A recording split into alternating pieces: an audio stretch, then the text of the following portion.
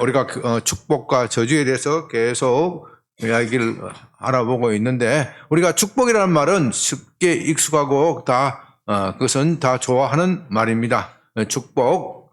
그러나 우리가 저주라는 말은 별로 좋아하지 않고 듣기 싫어하고, 저주라는 말은 이상하게도 미신적인 용어다. 그렇게 생각하는 경향이 있습니다. 그러나 성경은 계속해서 축복과 저주에 대해서 계속해서 말하고 있습니다. 오늘 본문에서도 여기에 축복과 저주라는 말은 그런 용어는 나오지는 않지만 축복과 저주를 바탕으로 하는 말씀, 그런까지 계산해서 한다면은 신약과 구약 성경의 전체 축복과 저주는 얼마나 많이 반복되는 개념인지 모릅니다. 그렇기 때문에 우리가 이 축복과 저주에 대해서 많이 연구를 하고 공부를 해야 저주는 피하고 축복을 받는 겁니다. 오늘 저주의 말씀부터 먼저 나오죠. 어떻게 하는 자는 저주고 받는 거예요? 어떻게 하는 자는 저주를 받는다고요? 다른 신들을 섬기거나 우상을 숭배하는 자거나 그것을 절하는 자에게 어떻게 해요? 어떤 저주? 어떤 저주를 받아요? 3, 4대 하나님의 그 죄를 갚되 몇 대까지? 3, 4대. 그 저주라는 말은 나오지는 않지만 그 죄를 갚되, 죄를 갚는다는 것은 죄값을 치른다. 죄값을 치른다. 3, 4대까지 이르게 하겠다. 3, 4대까지 이르게 하겠다. 축복이라는 말은 나오지만 않지만 1000대까지 은혜를 베푼다. 하나님이 1000대까지 은혜를 베푸신다. 축복과 저주에 대해서, 개념에 대해서 지난주에도 말씀드렸습니다. 그것은 초자연적인 것, 슈퍼내추럴한 것이기 때문에 우리 인간의 힘으로 그것을 가져올 수도 없고 막을 수도 없는 겁니다. 그것을 우리의 인간의 힘으로 가져오거나 막을 수 있다 그러면 이미 축복과 저주가 아니고 그것은 우리 힘으로 일궈낸 것이거나 또 우리가 게으름으로 받지 못한 그런 것일 뿐일 것입니다. 그러므로 축복과 저주의 특징은 우리 인간의 한계의 영역을 벗어나는 것. 우리 인간의 영역의 한계를 벗어나서 하나님께서 우리에게 복을 주셔서 잘 되게 하는 것. 또 우리가 하나님의 말씀을 제대로 듣지 않음으로써 하나님으로부터 벌을 받는 것. 저주는 처벌 속에 있는 겁니다. 이것을 오늘날 교회들이 잘 믿지를 않아요. 축복이라는 말은 다 교회들이 다 좋아하고 받아들이지만 저주라는 말은 별로 생각하지 않습니다. 그것은 한편으로서는 참 인간의 이기적인 마음이기 때문이기도 하고 또 우리가 복음을 잘못 이해하기 있기 때문에 또 그렇게 합니다. 특별히 오늘 저희들이 우리가 살펴볼 개념은 이 축복과 저주의 공동체성 또는 세대에 걸쳐서 일어난다. 축복과 저주는 세대에 걸쳐, 저주는 세대에 걸쳐 일어난다. 그래서 특별히 어떤 사람은 한 20년 됐습니다만 20년 전에 가게에 흐르는 저주를 끊으라 하는 책을 썼어요. 그 책을 써가지고 상당히 선풍적인 인기를 끌었는데 그 책 속에 좀 이상한 내용들이 좀 있어서 많이 또 공격을 받았습니다. 그러나 가게에 흐르는 저주 그 자체는 분명히 있는 겁니다. 그 책에 너무 신비적인 이야기, 너무 검증이 안 된 이야기들, 귀신 이야기들을 많이 써서 거기 결국 이단적인 것으로 평가를 받았어요. 그 책이 결국 오래 가지 못하였는데, 그런데 그것에 가게에 흐르는 저주라는 말을 공격하는 사람분들 중에서 우리가 예수 그리스도를 믿음으로써 모든 저주에서 해방되었는데 무슨 가게에 저주가 있다는 말인가? 그것은 구약적인 개념이다. 그렇게 공격을 한 분이 있어요. 그러나 그것은 옳지가 않습니다. 가게에 흐르는 저주, 가게에 흐르는 저주라는 것이 여기에 보면은 출애굽기 3장에 보면은 어떻게 되어 있어요? 아비로부터 아들에게까지 3, 4대까지 그 벌이 임할 것이다. 임할 것이다. 거기에 분명히 여기에 3, 4대까지 이르른다. 그렇게 하였고, 이것은 신약이 되었어도 변함이 없는 거예요. 변함이 없는 거예요. 이걸 여러분 잘 알아야 돼. 그러니까 여러분들이 현재 고난당하고 현재 여러 가지 잘못된 것은 어쩌면 여러분들이 조상 때부터 흘러오는 죄 때문에 그럴 수 있다 하는 것을 생각을 해야 합니다. 그렇게 말하면은 오늘날 우리 이 개신교인들이 너무나도 개인주의적으로 되어 있기 때문에 하나님께서 각자 자기 행위에 대해서 자기 스스로 책임진다고 했지, 어떻게 조상의 죄를 자식에게 지우느냐 그렇게만 생각하기 때문에 이런 말을 제대로 이해 못하는 사람들이 많이 있습니다. 실제로 에스겔서에서도 그렇게 나옵니다. 아비의 이가 시다고 해서 자식이 이가 시다 하지 말라. 아비가 이가 시다고 해서 자식의 이가 시다고 하지 말라. 아비의 죄는 아비가 당하는 것이고 자식의 죄는 자식이 당하는 것이다. 그 말도 맞는데, 그렇다면 이 출애굽기 20장의 말씀은 폐기된 것인가? 그런 것이 아니라는 겁니다. 그런 것이 아니라는 겁니다. 여러분, 복과 저주는요, 공동체를 통하여 흘러오는 겁니다. 여러분이 복을 받는데, 유정우 장로님이 복을 받는데, 김옥순 권사님은 복을 못 받아요? 네? 받아요, 못 받아요? 네? 왜? 함께 받는 것이죠. 가족이 전체 받는 것이죠. 유 장로님이 벌을 받고 있는데 김옥순 권사님은 해피하다. 아니죠? 예? 예?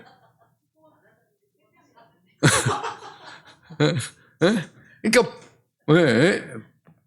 복과 저주는 이 공동체 속에서 공동체로 받는 겁니다. 공동체로 받는 거예요.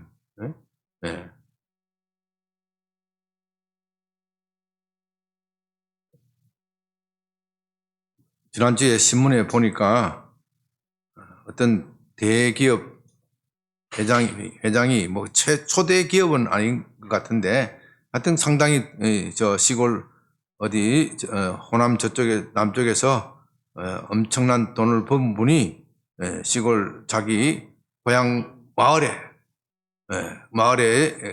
참 가족 옛날 못 살던 때를 기억해서 마을 사람들한테 돈을 다 꼽아줬다 그러죠. 적게는 수천만 원부터 많게는 1억 가까이 한 얼마 1,400억인가 꼽아줬대. 1,400억을 꼽아줬대. 자기가 엄청나게 돈을 벌었는데 옛날 그 고향에 정말 보릿고개 생각하니 고향 사람들의 생각이 나서 1,400억을 고향 자기 고향 사람 명단을 다 가져오라 그래가지고 집안 형편을 다 따져가지고 어떤 사람은 2천만 원도 꼽아주고 어떤 사람은 3천만 원도 꼽아주고 어떤 사람은 1억 가까이 한 9천만 원만 꼽아주고 그랬대요. 이야, 참 멋있다. 그래서 아주 신문에 아주 크게 나오기도 하고. 대양병교회는 왜 그런 사람 안 나오나? 예를 들면은 그런 거예요. 그 사람이 제가 알기로는 예수 믿는 사람은 아닌 것 같은데, 저도 뭐 그렇게 저하고도 그렇게 먼 사람은 아니에요. 예수 믿는 사람은 예수 믿지는 않는 것 같은데, 그러나 그가 잘 되니까 어떻게 해요? 옆에 주위 사람들이 복을 받는 거예요. 옆에 주위 사람들이 복을 받는 거예요. 그 중에서는 자기가 잘 아는 사람도 있지만은, 수천 명에게 그렇게 줬다고 하니까, 잘 모르는 사람이, 우리 고향에서 나와서 그 시기가 와서 돈 많이 벌었다며, 땀시, 그 정도 아는데도 불구하고, 그 집 아들이 돈 많이 벌담시 뭐 이렇게 했는데도 불구하고 아무 관계도 없이 복이 넝쿨째 떨어지는 거예요. 왜? 그 한 사람이 복을 받으니까. 이 복은 공동체로 오는 공동체성이 있어요. 공동체성. 저주도 마찬가지예요. 이 공동체성이 있어요. 옛날에 말이죠. 뭐 중국집에 좀 지저분한 중국집이 있었잖아요. 옛날 요즘은 중국집이 다 깨끗하게 그랬는데 중국집에 파리가 한 마리 요리를 하다가 파리가 한 마리 딱 떨어지면 어떻게 해요? 주방에서 요리를 하다가 파리 한 마리 탁 떨어지면 국에다 파리 한 마리 떨어지면 어떻게 해요? 네? 어떻게 해요? 네? 어떻게 해요?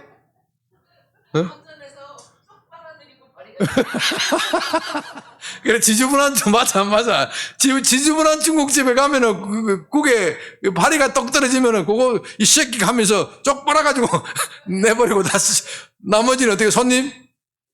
올라가는 거예요. 그런데 여러분, 고급 호텔에 가보십시오. 고급 호텔에서 파리가 한 마리 떨어지면 어떻게 해요? 파리가 없을 뿐만 아니라 혹시나 떨어지면은, 그 국 전체를 보내버리는 거예요. 그 국 전체를. 그 국 전체가 저주받은 거예요. 지저분한 집에 가면은 맨날 이래도 저주고 저래도 저주인 집에는 별로 영향이 없지만 정말로 정결하게 살고 정결하게 최고 대한민국의 최고 호텔에서 파리가 한 마리 떨어졌는데 그 국을 그대로 손님한테 내놓았다. 이거 어떻게 되겠어요, 이거? 이거 어떻게 되겠어요, 이거? 호텔 문 닫아야 돼. 그렇지 않겠어요? 호텔 문 닫아야 돼. 그러니 이 저주라는 것도 누가 국 하나의 저주를 받으면 지저분한 인간들은 그거 떠서 버리고 나머지는 쓴다 하지만은 정말로 최고고 정결하면 정결할수록 전체를 다 버려버리는. 그래서 복과 저주는 공동체성이 있는 겁니다. 오늘 특별히 본문에 20장 5절에서 그것들에게 절하지 말며 그것들에게 섬기지 말라. 나 내 하나님은 여호와는 질투하는 하나님인즉 나를 미워하는 자의 죄를 갚되 아버지로부터 아들에게까지 3, 4대까지 이르게 하거니와 나를 사랑하고 내 계명을 지키는 자에게는 1000대까지 은혜를 베푸느니라. 자, 여러분 이제 이 복과 저주의 공동체성을 알았으면 그렇다면 개별 책임은 어떻게 된 것인가? 이것도 알아야 돼요. 아버지가 이빨이 시다고 해서 자식의 이빨이 시다하지 말라. 이건 또 어떻게 나온 말인가? 그것도 알아야 돼요. 그것도 알기 위해서는 다시 우리가 지난번에 읽었던 갈라디아서로 넘어갑니다. 갈라디아서 3장 13절 14절. 갈라디아서 3장 13절 14절.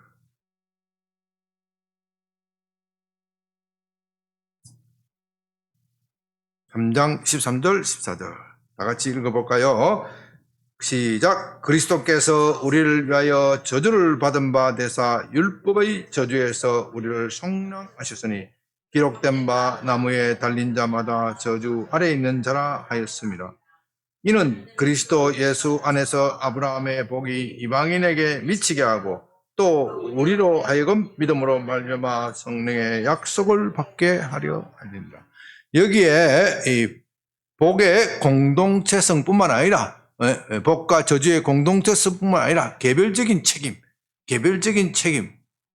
나아가서 우리가 어떻게 하면 이 공동체에 임한 저주를 끊어버리니까 우리 가족 공동체에 임한 저주를 끊어버릴 수 있는 것인가 하는 그 말씀이 짧은 말씀 속에 집약되어 있어요. 그리스도께서 우리를 위하여 저주받은 바 되사 율법의 저주에서 우리를 속량하셨으니 율법의 저주가 뭐예요? 아까 우리가 출애굽기 10장 읽었죠? 우상 숭배하고 그렇게 하면 하나님의 저주를 받는 것이다. 우상에게 절을 하고 우상을 만들거나 거기서 섬기고 절을 하면 저주를 받는 것이다. 그것은 하나님을 미워하는 행위가 되는 것이고, 하나님의 미워하는 행위를 하면은 어떻게 해요? 자식 3, 4대까지 벌을 받는다. 그렇게 한 것이 율법의 저주예요. 율법의 저주. 율법에서 그렇게 아까 십계명에서 읽었잖아요. 십계명에서 그렇게 복과 저주를 선포를 하였는데 그 율법의 저주, 우리는 그 십계명을 제대로 지키지 못하였습니다. 하나님을, 나를 미워하는 자의 죄를 갚되 우상 숭배를 하나님을 미워하는 죄라고 하였습니다. 우리 마음속에는 하나님을 미워하는 죄가 있어요. 우리 마음속에는 본질적으로 하나님을 섬기기를 좋아하는 마음을 가지고 태어난 사람은 아무도 없어요. 본질적으로 우리는 하나님보다는 자기 자신을 섬기고 자기 자신을 왕으로 삼고 있기 때문에 본질적으로 우리 마음속에 하나님을 싫어해요. 미워해요. 그래서 우상 숭배를 하는 겁니다. 그렇기 때문에 우리는 본질적으로 율법의 저주 상태 아래에 있고 계속해서 살면서 계속 율법의 저주를 쌓아가는 겁니다. 그런데 그 율법의 저주를 그리스도께서 당하셨다. 십자가에서 죽으심으로써 나무에 달린 자마다 저주 아래에 있는 자다.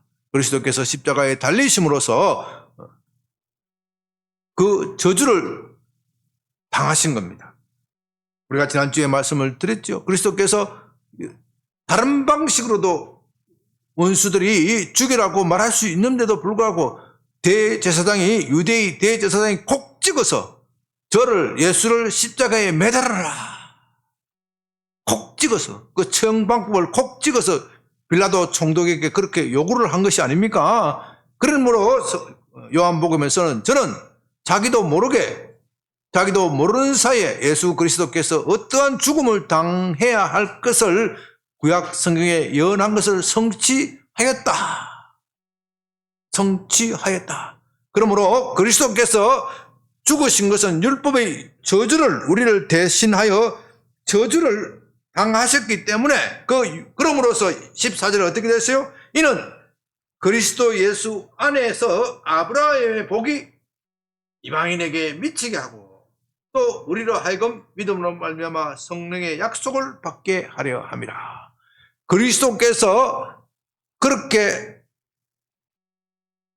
우리를 대신하여 저주를 받으심으로써 이제 그 그리스도께서 하신 일을 믿는 사람에게는 무슨 복이 미친다? 무슨 복? 아브라함의 복이야.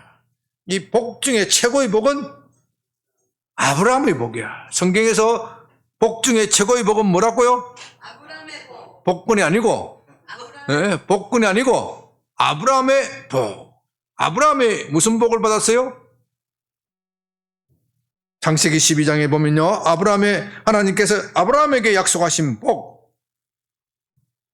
창세기 12장 1절부터 3절까지입니다. 오늘 성경을 여러저러 찾아 읽는데 오늘 마지막이야. 성경 찾아 읽는 것은 마지막이니까 귀찮게 생각하지 마시고 하면 부지런히 찾아서 아브라함의 복을 뭐예요? 창세기 12장 1절부터 3절. 12장 1절부터 3절 다 같이 있습니다. 창세기 시작. 여호와께서 아브라함에게 이르시되 너는 너의 고향과 친척과 아버지의 집을 떠나 내가 내게 보여줄 땅으로 가라. 내가 너로 큰 민족을 이루고 내게 복을 주어 내 이름을 창대하게 하리니 너는 복이 될지어다. 너는 너를 축복하는 자를 내가 축복을 내리고 너를 저주하는 자에게는 내가 저주하리니 땅의 모든 족속이 너로 말미암아 복을 얻을 것인지라. 여기에 아브라함의 복은 큰 민족을 이루고 이름이 창대하게 되고 너는 복이 될 것이다. 그런 것인데 이 갈라디아서 3장과 관련해서는 이 3절이 중요해요. 3절. 너를 축복하는 자에게는 어떻게 해요? 내가 복을 내리고 너를 저주하는 자에게는 저주를 내린다. 여러분, 제가 복과 저주는 매우 실제적인 것이다. 그렇게 말씀드렸죠? 이 성경은 복과 저주에 대해서 매우 실제적인 것으로 다루는 겁니다. 미신적인 것이 아니요. 초자연적인 것이기 때문에 과학적으로 입증이 안 돼. 과학적으로 입증이 안 된다고 해서 복과 저주는 미신적이다 이렇게 말하면 안 돼요. 이 세상에는 과학적으로 증명이 안 되는, 과학적으로 규명할 수 없는 문제들이 너무너무 많은 거예요. 여기에 너를 축복하는 자에게는 내가 축복을 내리고 너를 저주하는 자에게는 내가 저주하리라. 이게 아브라함의 복의 핵심이요. 이게 아브라함의 복의 핵심이요. 이게 아브라함의 복의 핵심이요. 여러분은 이 복을 받아야 돼. 아니, 여러분에게는 이미 이 복이 임했어. 왜요? 갈라디아서에서 뭐라고 이야기했습니까? 예수 그리스도 안에서 이 복이 믿는 자에게 미친다 그랬어요. 저와 여러분에게 아브라함의 복이 미칠 것입니까? 미쳤습니까? 이미 미쳤어. 언제? 우리가 예수 그리스도를 믿음으로써, 예수 그리스도를 믿음으로써 아브라함의 복이 우리에게 왔는데,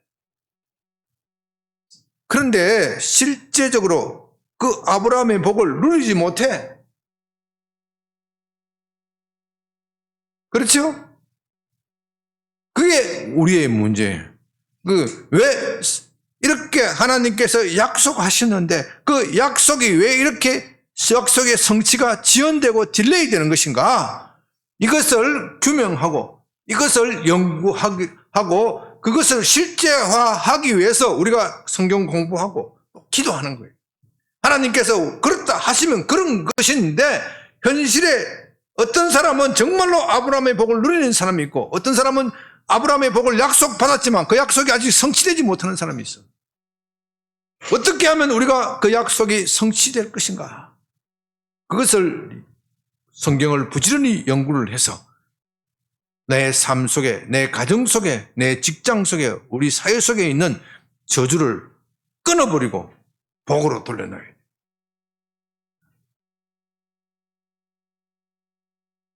이 말씀을 제대로 이해하기 위해서는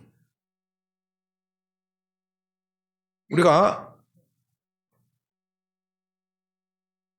하나님의 자녀가 되는 것은 단번에 되는 것이지만 아브라함의 복을 받는 것은 시간이 걸리는 것이다. 그것을 알아야 돼요. 하나님의 복은 단번에 이루어져요. 단번에 이루어져요. 언제? 우리가 하나님의 자녀가 되는 건 단번에 이루어져요. 언제? 우리가 예수님을 믿을 때 단번에 이루어져요. 호적 옮기는 거예요. 마귀의 예수님을 믿을 때 세상의 호적, 마귀의 호적에서 어느 호적으로? 하나님 나라, 예수님이 왕이신 하나님 나라의 호적으로 옮겼어요. 이건 호적으로 단번에 이루어진 거예요. 창세기 12장 1절에서 하나님께서 아브라함에게 너는 고향과 친척과 본토의 아비 집을 떠나라 그랬을 때 아브라함이 몇 번 떠났어요? 네? 한 번 떠났어요. 아브라함이 몇 번 떠났어요? 한 번 떠났어요. 그런데 하나님께서 아브라함에게 약속한 복의 성취는 단번에 이루어졌습니까?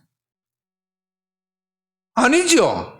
그가 하나님의 명령에 순종하여 계속해서 나아갈 때 점점 그 복이 확대되어지는 거예요. 복이 더 뚜렷해지고 확대되어지는 거예요. 얼마나 두렵고 떨리겠습니까? 고대 세계에서 고향과 친척과 아버지의 집을 떠난다는 것은 보호가 없는 상태를 말하는 겁니다. 유랑민이에요. 그건 유랑민이기 때문에 아무나 짓밟고 아무나 강도질을 해도 경찰도 없고 아무도 그런 시대이기 때문에 항변도 할 수 없는 그런 시대예요. 그러나 그 불확실하지만 아브라함이 하나님의 말씀에 순종하여 나아갔을 때 그의 복이 점점 확실해지는 거예요. 처음에는 패배하는 것 같았지만, 처음에는 가뭄을 만나서 하나님의 말씀에 순종해서 가나안 땅에 갔더니 웬걸 가뭄에 만나 어디로 가요? 이집트로 가버려. 흔히 말하는 대로 이 길이 아닌가벼, 이 산이 아닌가벼. 그러면 저 산으로 갔다가 아니야, 저 이집트에서도 아니야, 이집트에서 더 큰 고난을 당해. 하나님이 다 쳐내버려. 다시 어디로 가요? 가나안 땅으로 가는 거예요. 가나안 땅으로 도착해서 보니까 뭐가 돼 있어요? 가나안 땅에 아브라함이 가나안 땅에서 가뭄을 만나서 이집트로 갔는데 이집트에서 뭔 고난을 당했어요?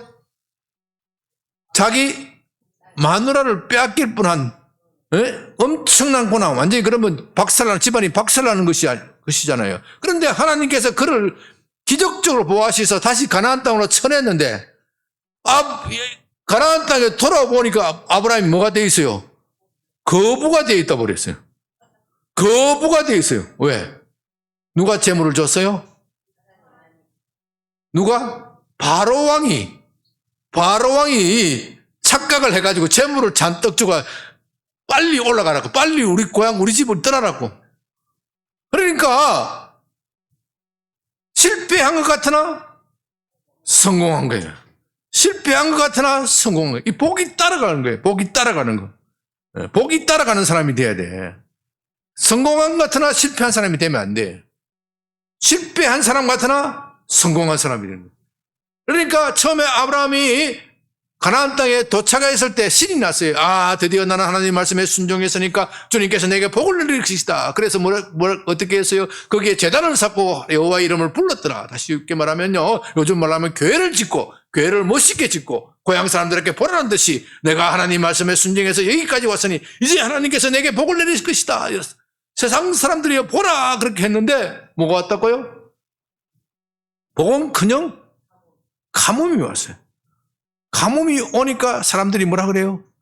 저 사람 말이지, 괜히 하나님 말씀에 순종한다더니 뭐 한다더니 그 좀 예수 믿어도 좀 작작 믿지, 좀 적당히 믿지, 뭐 그렇게 미벨하게 믿어가지고 저렇게 쫄딱망해. 쫄딱망해. 어디 갔다고? 이집트 땅에 가지고, 이집트 땅에 가 집안도 이제 풍지박살 나게 되고, 무슨 꼬라지냐? 그렇게 위기 바닥까지 쳤는데 기가 막히게 하나님께서 끌어올리셔가지고 바로왕이 사라를 내가 잘못 선들 뻔했다 사살 빌면서 모든 재물을 다 줄 테니 얼른 떠나십시오. 그래서 다시 가나안 땅에 돌아와 보았더니 거부가 되었더라. 거부가 되었다. 이게 복이에요. 우리 삶에서도 이런 것이 일어나야 하는 거예요. 그래서 이 복이 아브라함을 저주하는 자에게는 내가 저주를 내릴 것이고, 아브라함에게 복을 축복하는 자에게서는 내가 복을 내릴 것이다. 이것이 그대로 성취되는 것입니다. 우리 삶에, 우리 가정에 이런 복이 있어야 돼요. 이런 복은요, 단번에 성취되는 것이 아니에요. 단번에 성취되는 것이 아니라 아브라함처럼 믿음의 발자취를 쫓아서 하나님 말씀에 고향과 친척과 아비 집을 떠나라고 말씀하실 때, 그 순종할 때 계속해서 이루어지고, 비록 순종하면서 적시로 이루어지지는 않는다고 할지라도, 때로는 환난과 고난과 핍박을 당한다고 할지라도 그 복이 점점 확실해지고 확대되어지는 거예요.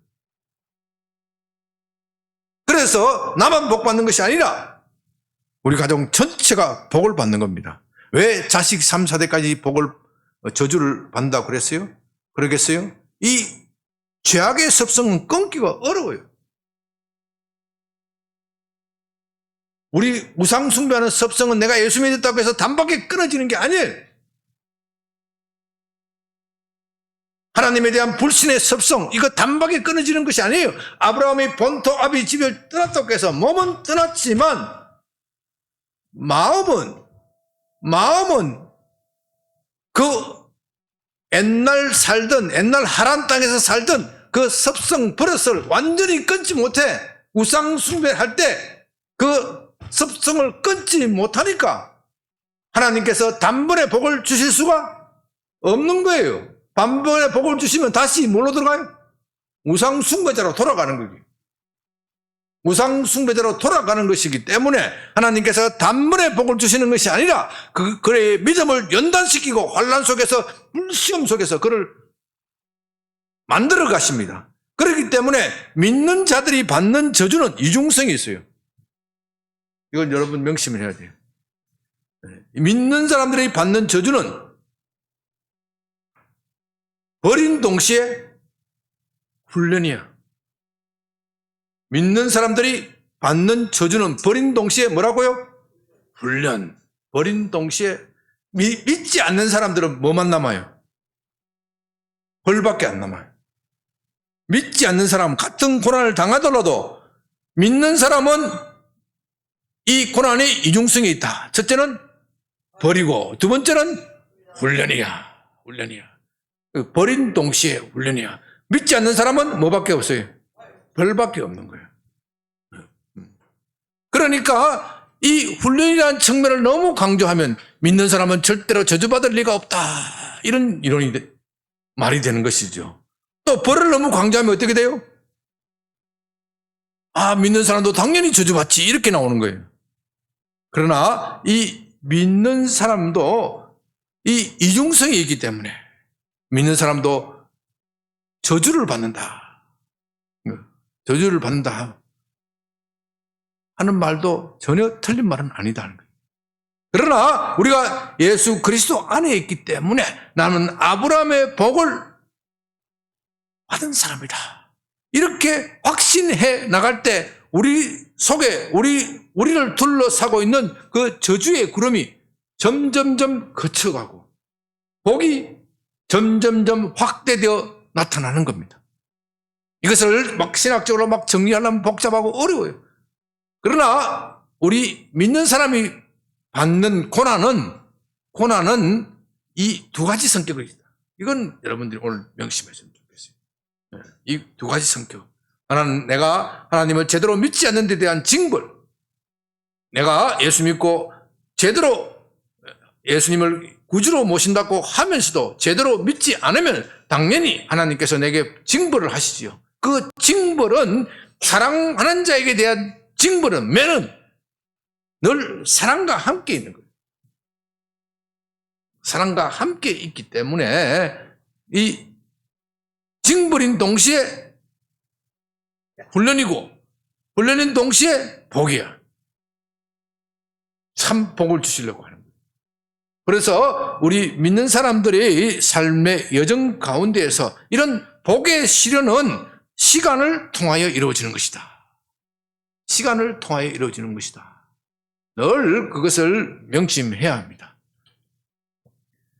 이제 우리 저와 여러분의 삶 속에 저도 마찬가지입니다. 저도 불신의 가정에서 태어나서 정말 지금도 불신의 가정에서 우리 집안에서 내가 처음으로 예수님 믿었으니까 수십 대 수백 대 이르기까지 얼마나 불신의 섭성들이 집안에 똘똘 뭉쳐져 굳어져 내려왔겠습니까?